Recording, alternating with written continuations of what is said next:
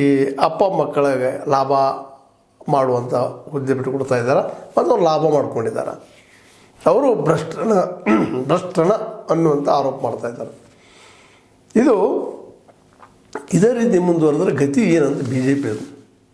ಒಂದು ಕಡೆ ಸುಧಾಕರ್ ಅವರು ಅಂತಾರೆ ದುಡ್ಡಿದ್ದವ್ರು ಇದ್ದಾರೆ ಸಾಕಷ್ಟು. ಈಗಾಗಲೇ ಕಾಂಗ್ರೆಸ್ ನಡೀತು ಬಂದವರು ಇದ್ದಾರೆ. ಕಾಂಗ್ರೆಸ್ಗೂ ಒಟ್ಟಾರೆಯಾಗಿ ಬಿ ಜೆ ಪಿ ಸರ್ವನಾಶ ಆಗೋದು ಬೇಕಾಗಿದೆ ಕರ್ನಾಟಕದಲ್ಲೇ. ಅವ್ರು ಮತ್ತೆ ಮರಳಿ ತೊಗೊಳ್ತಾರೆ.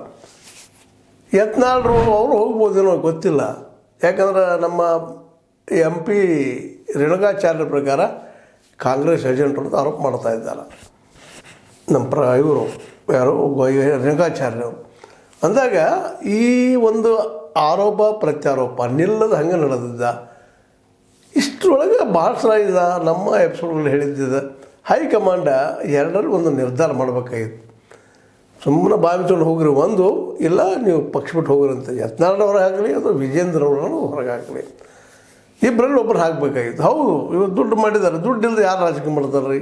ಯತ್ನಾಳರು ಕೇಳಬೇಕಾಗಿತ್ತು.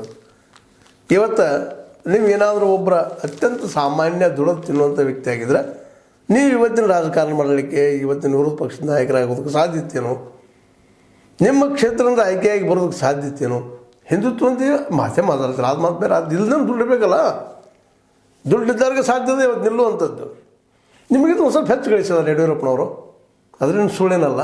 ಒಂದು ರಾಜ್ಯವನ್ನು ಆಳುವಷ್ಟರ ಮಟ್ಟಿಗೆ ತನ್ನ ಸಂತತಿ ಅದು ಮುಂದುವರಿಸುವಷ್ಟರ ಮಟ್ಟಿಗೆ ಅವ್ರು ಬೆಳೆದು ನಿಂತಾರಂದ್ರೆ ಇವತ್ತು ರಾಜಕೀಯ ದುಡ್ಡಿದ ಮೇಲೆ ಅದ. ಯಾರು ದುಡ್ಡು ಹಂಚ್ತಾರ, ಯಾರು ಸರಿ ಹಂಚ್ತಾರ? ನಿಮ್ಮಲ್ಲಿ ಯಾರೂ ಇಲ್ವಾ? ನಿಮ್ಮ ಗುಂಪಿನಲ್ಲೇ ಭ್ರಷ್ಟಾಚಾರಿಗಳು ಯಾರೂ ಇಲ್ವಾ ಪ್ರಾಮಾಣಿಕರ ಅಂತ ಅವರು ಈ ವಿಜೇಂದ್ರ ಕೇಳ್ತಾ ಇದ್ದಾರೆ. ಸಹಜದ್ರಿ, ನೀವು ಅಂತಂದ್ರೆ ಅವರು ಅಂತಾರೆ. ಯಾಕೆ ಇಬ್ಬರು ಗ್ಲಾಸ್ ಹೌಸ್ದಾಗಿದ್ದವ್ರನ್ನ.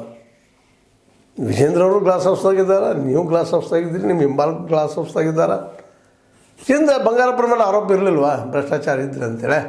ಎಷ್ಟು ಮಂದಿ ಜನ ಇವತ್ತು ಕಾಂಗ್ರೆಸ್ಸಿಗರ ಮೇಲೆ, ಬಿ ಜೆ ಪಿಗರ ಮೇಲೆ ಆರೋಪಗಳಿಲ್ಲ? ಸ್ವತಃ ಇವತ್ತು ಯಲಹಂಕದ ನಮ್ಮ ಯಾರಪ್ಪ SR ವಿಶ್ವನಾಥ್ ಅವರು ಆರೋಪ ಮಾಡ್ತಾಯಿದ್ದಾರೆ. ಅವರು ಸ್ವತಃ